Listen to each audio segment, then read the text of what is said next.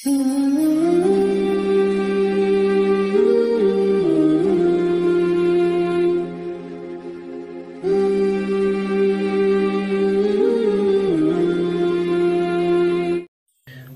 مبارک کے تھوڑے عمل میں اجر بہت زیادہ ہے۔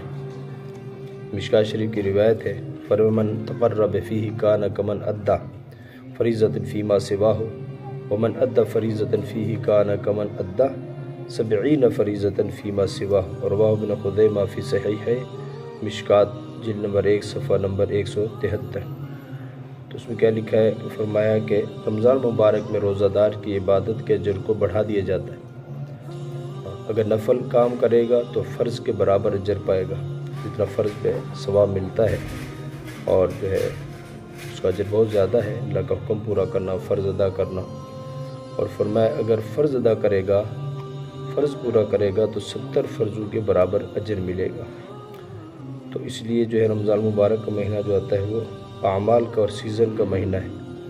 اس مہینے میں بخل نہیں کیجیے گا، اوقات کے اعتبار سے، مال کے اعتبار سے سخاوت کیجیے گا، اور اپنے اعمال کو، اپنی محنت کو بڑھا دیجیے کہ اللہ پاک کو پتہ نہیں کون سا عمل ایسا پسند آ جائے۔ اور رمضان مبارک جو ہے یہ مہمان مہینہ ہے کہ آتا ہے اور سب کو رکھ کے چلا جاتا ہے کہ کون اس مہینے میں کیا کرتا ہے، کون اللہ کے قریب ہوتا ہے، کون دور ہوتا ہے۔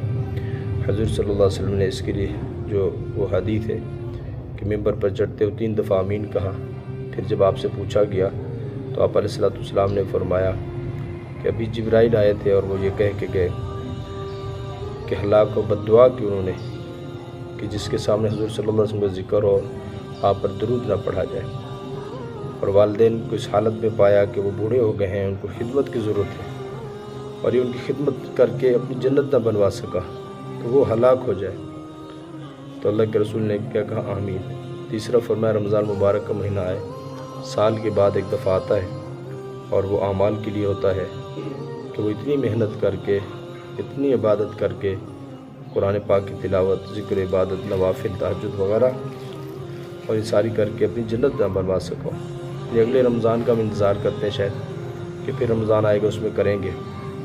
تو موجودہ رمضان کو اتنا قیمتی بنا لیں کہ دوسرے رمضان کا انتظار نہ کرنا پڑے۔ اللہ تعالیٰ کو اس رمضان مبارک کے روزے، اس کی تراویح، نماز، عبادت اللہ کو پسند آ جائے، اللہ تعالیٰ جو ہے ہمیشہ کے لیے قبول فرما لے۔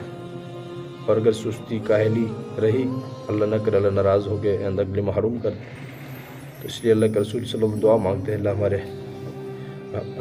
ہمارے رجب اور شعبان میں برکت دے اور رمضان مبارک تک پہنچا دے۔ وآخر دعوانا الحمدللہ رب العالمین۔